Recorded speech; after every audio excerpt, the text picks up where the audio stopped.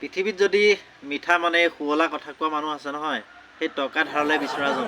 ধাৰ বিচৰাৰ সময়ত তেওঁলোকৰ মুখৰ পৰা যেন টোপাল টোপালকৈ মৌহে সৰি পৰিছে। ধাৰলৈ বিচাৰি থাকোঁতে কণ্ঠ কি শুনিব, ইমানেই শুৱলা যেন কুলিয়েও লাজ পাই যাব।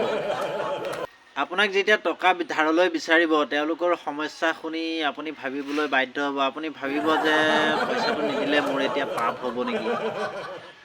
টকা উভতাই বিচৰাৰ সময়ত আপোনাৰ এনে লাগিব যেন আপুনি বিনা ডিগ্ৰীধাৰী উকিল হৈ গ'ল আৰু ধাৰলৈ লোৱাজন হৈ পৰিব বিনা ডিগ্ৰীধাৰী জৰ্জ। কি ক'ম আৰু, ধাৰলৈ দিয়াজনে তাৰিখৰ পিছত তাৰিখ পাব, তাৰিখৰ পাছত তাৰিখ পাব। তেওঁ যিবোৰ অজুহাত দেখুৱাব, পিছত আপোনাৰ টকাখিনি ঘূৰাই বিচাৰিবলৈ লাজহে লাগিব। যেতিয়া তেওঁক বিচাৰিব তেতিয়া ক'ব কাইলৈ দি দিম। যেতিয়া আপুনি কাইলৈ আহি পালে, তেতিয়া কাইলৈ আপুনি যেতিয়া ফোন কৰিব, তেতিয়া তেওঁ ক'ব পৰহিলৈ লৈ ল'বা। তাৰপিছত লাহেকৈ ফোনটো ৰিচিভ কৰা বন্ধ হৈ পৰিব। আৰু কেতিয়াবা যদি ভুলবশতে ৰিচিভো কৰে, আপুনি ফোন কৰিছে ভুলবশতঃ তেওঁ যদি ৰিচিভো কৰে, তেতিয়া ক'ব আৰে ভাই তোমাৰ টকা লৈ পলাই যোৱা নাইতো, দিম ৰ'বা না।